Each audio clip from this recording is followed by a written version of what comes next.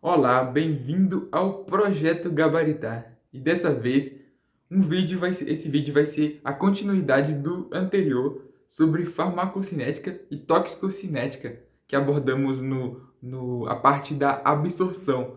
Dessa vez, vamos avançar naquele quarteto que é a absorção, distribuição, metabolização e excreção, sendo que a gente vai trabalhar nesse vídeo o tema distribuição. Mas antes disso, eu quero conceituar uma coisa que envolve uma coisa geral, um conceito mais geral da farmacocinética, que seria como é estudado os fármacos e as drogas dentro do organismo.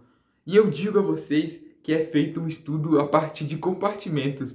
Existem dois tipos de compartimentos, dois modelos para estudar o movimento e a velocidade dos fármacos e o que eles fazem no nosso organismo. O primeiro deles é o monocompartimental e o segundo é o bicompartimental. É muito sugestivo o nome, porque o monocompartimental encara o corpo inteiro, todos os órgãos, sem distinção alguma. Ou seja, encara o corpo como um sistema homogêneo. Então, a velocidade de saída vai ser igual para todos os órgãos, vai ser inespecífico, seguindo a fórmula da concentração, uma equação do primeiro grau, que decrescente, sendo concentração inicial menos a constante, que é a constante que vai caindo, que é a taxa de variação, vezes o tempo. É essa a equação para o modelo monocompartimental. Para ficar mais claro e ilustrar bem essa ideia, imagine que o corpo seja encarado como um grande reservatório. Esse reservatório ele tem uma igual torneira e possui uma entrada, um tipo de entrada de líquido e uma torneira de dimensão igual para todo o organismo. Já o bicompartimental ele é mais específico. Ele divide e separa cada órgão. Na verdade, não é bem cada órgão, mas sim um conjunto de órgãos. O conjunto central, que seria o compartimento central, e o conjunto periférico, que seria o compartimento periférico. Dentro do central, o coração causa dúvida, porque o coração ele é um órgão muito perfusionado, ou seja, tem muita irrigação de sangue, tendo todos os requisitos para ser um órgão central, mas às vezes ele não é considerado assim. Mas o fígado, o pulmão e os rins e o cérebro, eles são evidentemente e claramente do compartimento central. Mas o que define que um órgão vai ser do compartimento central? Seria o nível de irrigação dele. Ele tem bastante veia, ele é bem vascularizado? Se a resposta for sim, é um bom indicativo de que ele seja do compartimento central. Os órgãos principais, por exemplo, pulmão, fígado, cérebro, esses órgãos, eles têm, sem dúvida, um papel impressionante em diversos sistemas fisiológicos do organismo. Portanto, dessa forma, eles adquirem o papel, eles cumprem o papel eles são encontrados no compartimento central. Mas existe uma relação entre esses dois compartimentos. Existe o reservatório. Imagine, enquanto no exemplo anterior eu encarei o corpo humano como um grande reservatório, encare agora nesse exemplo bicompartimental como dois reservatórios, um menor e outro maior. O menor, são os órgãos periféricos, o compartimento periférico, com uma torneira de calibre menor, portanto, vai ter evacuação e entrada de fármaco de maneira dificultada, com uma velocidade menor. Dessa forma, outros modelos também, o modelo bicompartimental já e o reservatório maior, ele trabalha com um calibre maior. Dessa forma, é muito explicado isso por conta da vascularização. A vascularização carrega porque quanto mais veias eu vou ter mais excreção, porque tem mais elementos para evacuar o fármaco ou a droga. Bom, e temos a cinética. Agora, aprofundando nesses modelos, como é que acontece verificando a concentração plasmática sobre o tempo, como é o comportamento, qual o instrumento matemático que eu vou utilizar para verificar esse movimento do fármaco ou da droga. Eu vou utilizar a cinética de primeira ordem ou a cinética de segunda ordem. A cinética de primeira ordem tem por característica fundamental a dependência da concentração. Então a fórmula vai ser trabalhada de ordem 1, ou seja, a concentração vai ser relevante, vai ser diretamente proporcional à velocidade. Quanto mais concentração, maior a velocidade. E dessa forma, se eu tenho mais velocidade, eu vou ter uma constante, um decréscimo de velocidade, porque eu vou diminuir a concentração. A concentração vai ser reduzida de maneira a esboçar um gráfico do segundo grau, que seria uma parábola. Na verdade, uma concentração seria um gráfico de uma função exponencial decrescente, que seria descrito pela concentração. Já a velocidade seria uma equação do primeiro grau decrescente também, de angulação negativa, de taxa de variação negativa. São essas as características da cinética de primeira ordem, que é muito comum na maioria dos fármacos e na maioria das drogas, porque é quando existe recurso suficiente para metabolizar devidamente, fazer os processos de neutralização daquele fármaco, e ele consegue ser eliminado da maneira mais breve possível. Portanto, o tempo de eliminação vai ser bem menor nesse modelo.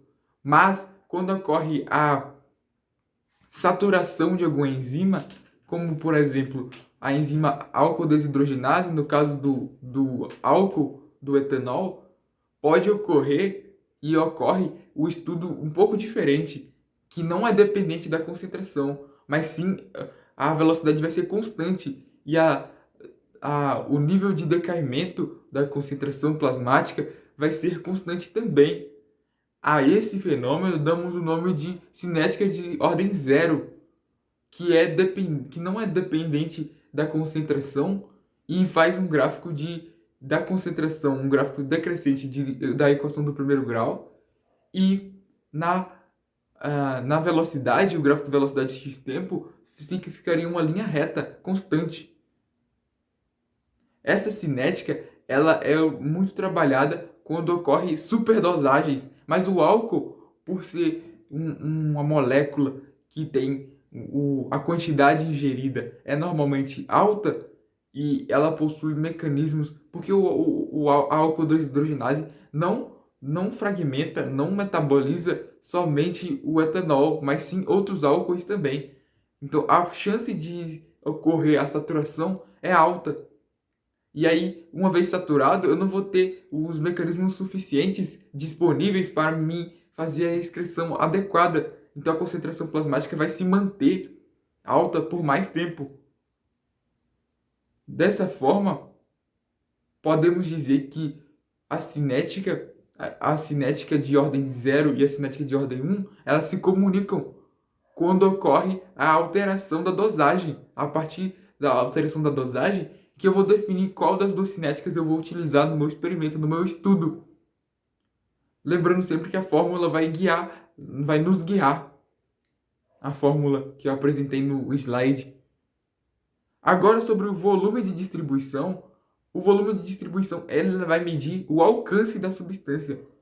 Se eu encontrar a substância em regiões mais protegidas ou mais internas, significa que ele teve um bom volume de distribuição. Mas esse volume é calculado em litros. Mas a substância ela está em gramas. Então eu vou fazer uma estimativa de quanto volume eu teria para solubilizar toda a substância que está no meu corpo. E esse volume vai indicar o nível de alcance da substância. Se ela está em tecidos, se ela está no plasma ainda, só conseguiu chegar no plasma, ou se ela aprofundou um pouquinho mais e chegou na parte extracelular. Depois, mais a fundo, se ela conseguiu chegar no meio intracelular, que é mais perto do núcleo, portanto é mais arriscado. E se ela conseguiu chegar lá, quer dizer que ela tem um bom volume de distribuição.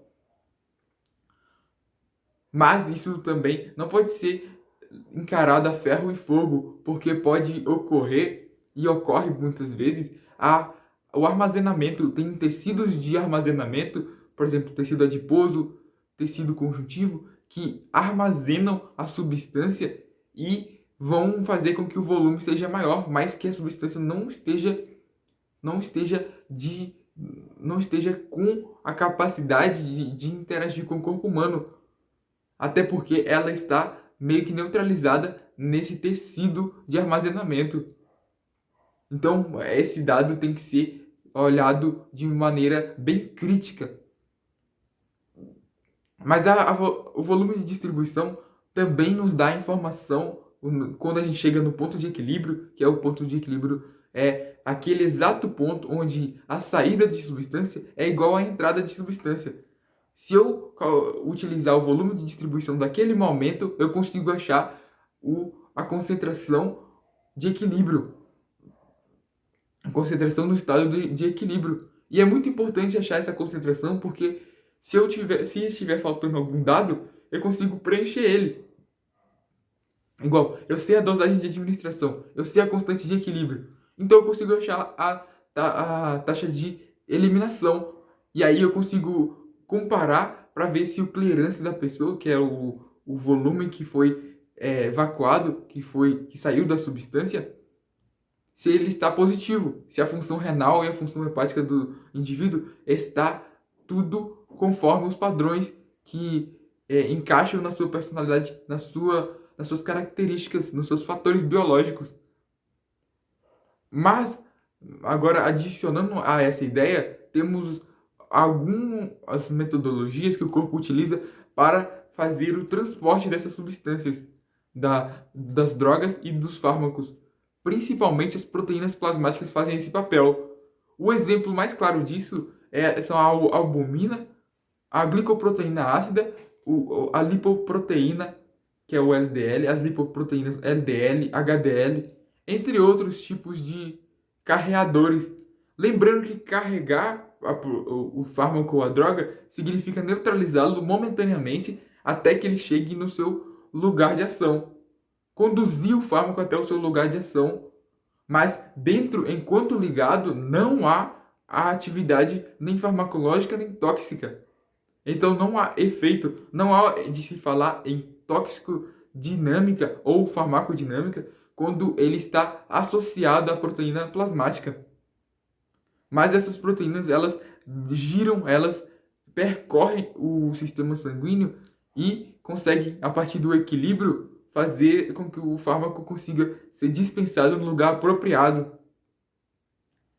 Um exemplo, mas quando elas se saturam, pode ocorrer algumas interações medicamentosas. É o caso quando a varfarina está sendo administrada e depois é administrado simultaneamente a hidroxicloroquina, que faz elas competem pela albumina e aí uma delas vai ficar em excesso no organismo.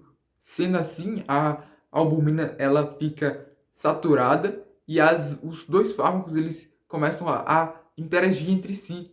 E o efeito farmacológico, que era o papel da varfarina, que seria manter ser um anticoagulante, não vai ser esse papel não vai ser cumprido de maneira adequada e a pessoa vai ter episódios de hemorragia. É muito importante essa diferenciação. Lembrando que a indução enzimática é diferente da interação medicamentosa. A indução enzimática é quando a substância, ela é tipo o álcool. O álcool, ele é um indutor enzimático. Ele faz com que as enzimas trabalhem mais e metabolizem mais.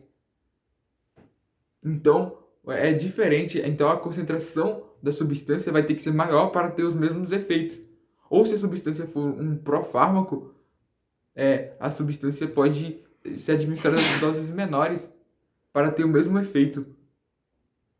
Mas, agora para deixar mais clara a ideia, é somente você pesquisar, você pensa o gatilho mental para lembrar desse fator de distribuição do transporte, do papel da proteína plasmática, lembre-se que a proteína plasmática é como um veículo.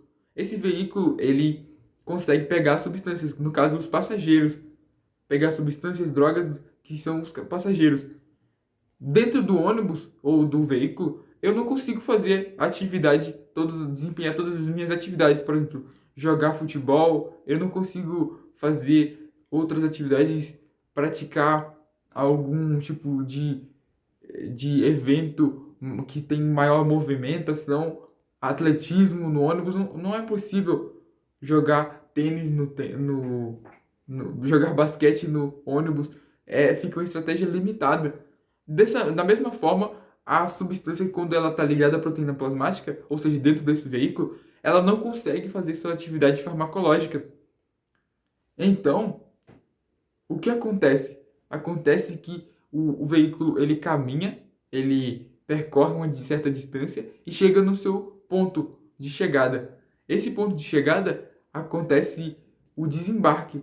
E também, graças ao equilíbrio, a substância também meio que desembarca da proteína plasmática para ir no seu alvo farmacológico, seja alguma proteína, alguma enzima, algum canal iônico ou outros tipos de carreadores, algum transportador de membrana. Ela tem todos esses alvos farmacológicos que pode ser ajudado por esse transporte. E o equilíbrio se faz graças ao gradiente de concentração. Ela vai desconectar e ela vai ter mais afinidade por esse receptor do que pela proteína plasmática e vai se desconectar dele. É o mesmo exemplo que eu dei do ônibus. Quando a pessoa chega no seu destino, ela tem maior afinidade pela região que ela pretendeu ir, e aí ela sai do veículo e consegue desempenhar suas funções, ou seja, jogar futebol, jogar basquete, praticar atletismo, por exemplo. E é isso, pessoal. Essa foi um breve resumo, uma visão geral sobre o que é a distribuição. Falamos sobre volume de distribuição, sobre concentração no estágio de equilíbrio e sobre os dois modelos da farmacocinética que estudam o comportamento das drogas e dos fármacos dentro do organismo. E espero que tenham gostado. Fiquem à vontade para deixar um comentário e também deixe o like, porque favorece muito o canal e ajuda a ter uma maior perspectiva e um retorno maior de vocês. É tipo um feedback positivo. E fiquem com Deus.